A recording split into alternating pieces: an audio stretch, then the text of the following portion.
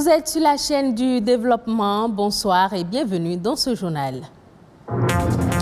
Production cotonnière, le Bénin maintient sa performance pour la 3e année consécutive. Il conserve sa place de premier producteur africain de l'or blanc avec actuellement une production record de 728 000 tonnes. La Fashion Revolution Day est célébrée ce 24 avril. C'est une journée dédiée à la valorisation de l'industrie de la mode, occasion pour les acteurs béninois d'évoquer les difficultés rencontrées dans la promotion de ce secteur. L'excès de sel est redoutable pour le système cardiovasculaire, pour une bonne santé du cœur. Les spécialistes recommandent une baisse de la quantité de sel dans les assiettes. Un cardiologue nous donnera plus de précisions dans un instant. Il était premier producteur africain pour la campagne dernière et maintient encore sa place cette fois-ci. Le Bénin a enregistré pour le compte de la campagne cotonnière 2020-2021 une production de 728 000 tonnes de coton en dépit des conditions climatiques stressantes.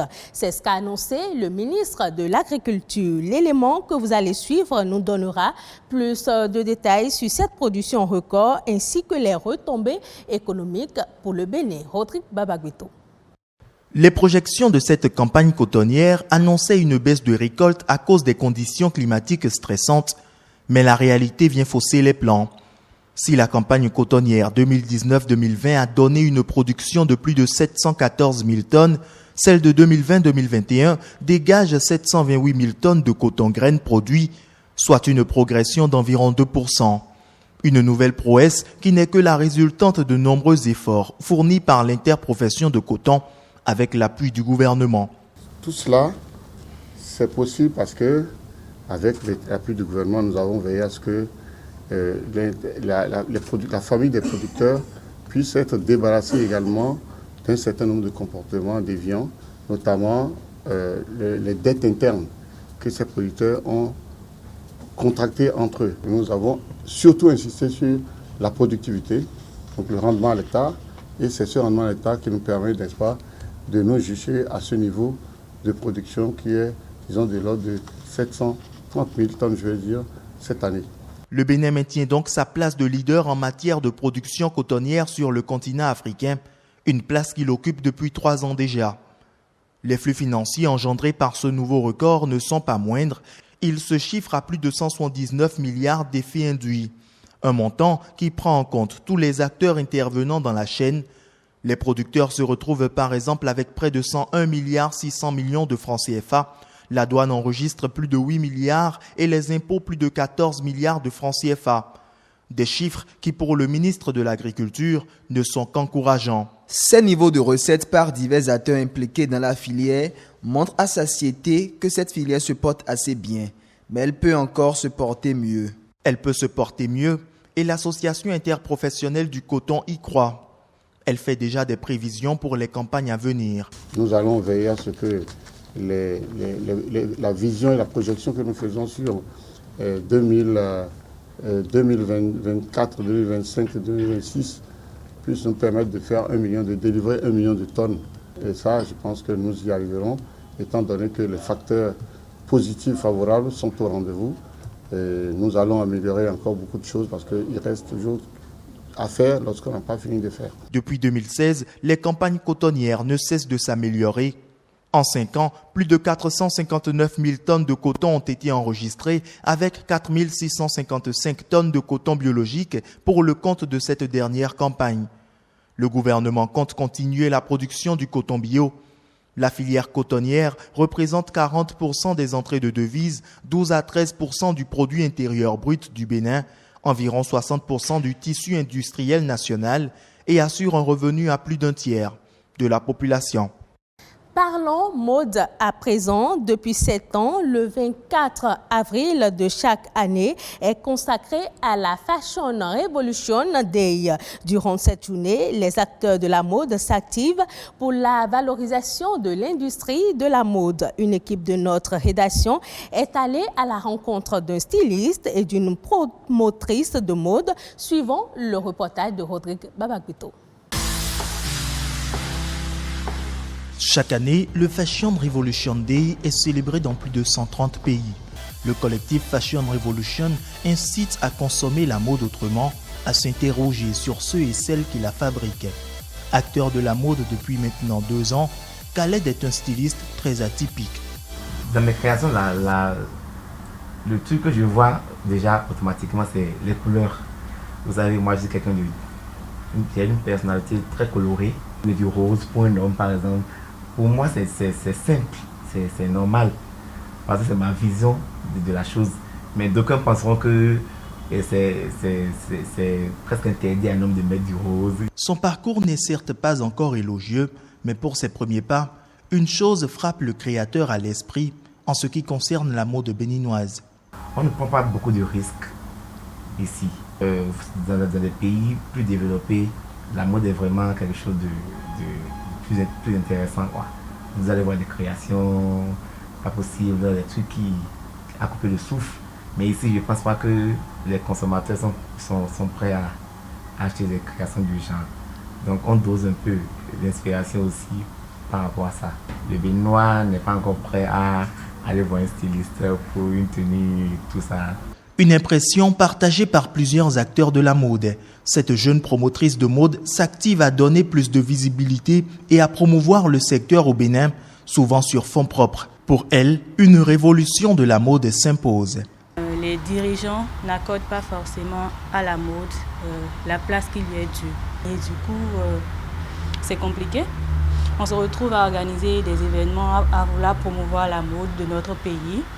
Sur des fonds propres. Les mannequins n'ont pas de statut au Bénin, les créateurs de mode, c'est vrai qu'il y a, depuis qu'il y a une association et tout, il y a quand même un effort qui se fait pour pouvoir perfectionner la chose. Mais si le gouvernement également ne met pas en place des dispositions pour promouvoir, pour faciliter la tâche, ça va être compliqué. Il faut beaucoup de promotion par rapport aux marques de chez nous, beaucoup d'innovation aussi.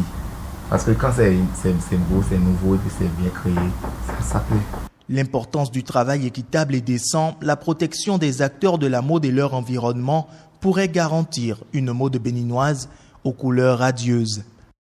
La consommation excessive de sel peut avoir plusieurs conséquences, notamment sur le cœur. À petite dose, le sel est indispensable au corps humain, mais sa consommation excessive favorise l'hypertension artérielle et même à l'origine des maladies cardiovasculaires et peut aussi causer la rétention d'eau. Latif Moussé est cardiologue, il nous donne quelques conseils. 7. Nous avons besoin d'une concentration de sel pour que nous puissions tenir debout physiologiquement, mais nous devions savoir que la consommation excessive de sel, c'est mauvais. Donc il ne faut pas dire le sel c'est la consommation excessive. C'est pour ça que, effectivement, le ministre a totalement raison en disant qu'il faut bannir l'excès de sel. Ce n'est pas bannir le sel, c'est bannir l'excès de sel. Un hypertendu, la première des choses qu'on va lui conseiller, en dehors de tous les autres conseils, c'est de diminuer la quantité de sel pour agir. Rien que la diminution de la quantité de sel permet de réduire le niveau de l'élévation de la tension. Il n'est pas indispensable de saler les aliments tant que pour notre goût, ça passe. C'est pour ça que l'alimentation, mieux vaut ne pas du tout le saler en cours de cuisson et le saler à table un tout petit peu et on est parti, c'est soi-même qui sale son aliment. Ça permet de savoir que oui, je veux saler mon aliment, je mets une petite quantité dedans. Mais il est capital de faire en sorte que toute la famille ait le même comportement alimentaire dès le bas âge, surtout chez les enfants. C'est ça qui sera gardé et c'est ça qui va préserver le capital de vieillissement de leurs artères. Donc si on veut vivre longtemps, avec pas du tout, très peu de maladies du cœur et des vaisseaux, avec pas du tout de cancer, avec pas du tout des maladies vraiment chroniques comme les problèmes respiratoires, etc. Il est important de savoir se donner le temps de marcher, de savoir se donner le temps du loisir, du bien-être, de ne pas rester confiné et de garder le sourire et en gardant la tolérance pour qu'on se donne la main de manière commune et se dire, pour la cause de la vie, ensemble nous restons avec le cœur. Rendons-nous au Cameroun où plusieurs églises sont accusées d'être des foyers de contamination du coronavirus. Les pasteurs sont accusés d'encourager les fidèles à faire fi des mesures barrières lors des célébrations. Suivons le reportage de nos confrères de France 24. Comme habité par la prière,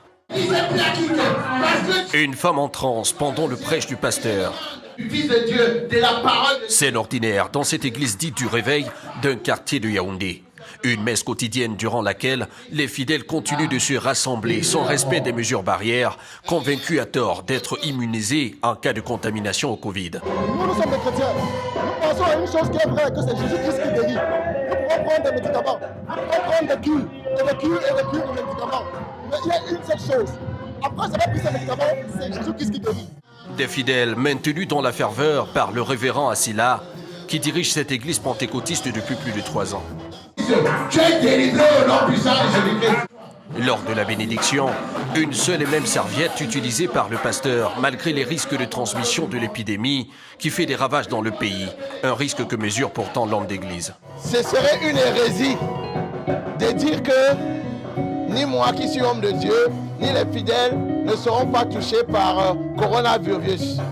Personne n'est à l'abri de quoi que ce soit, mais c'est Dieu qui nous protège. Mes fidèles sont un peu plus protégés que les païens. Une affirmation fausse que propagent de nombreux pasteurs. On compte plus de 350 églises dites du réveil à travers le pays. Elles continuent d'organiser des cérémonies sans respecter les mesures édictées par les autorités.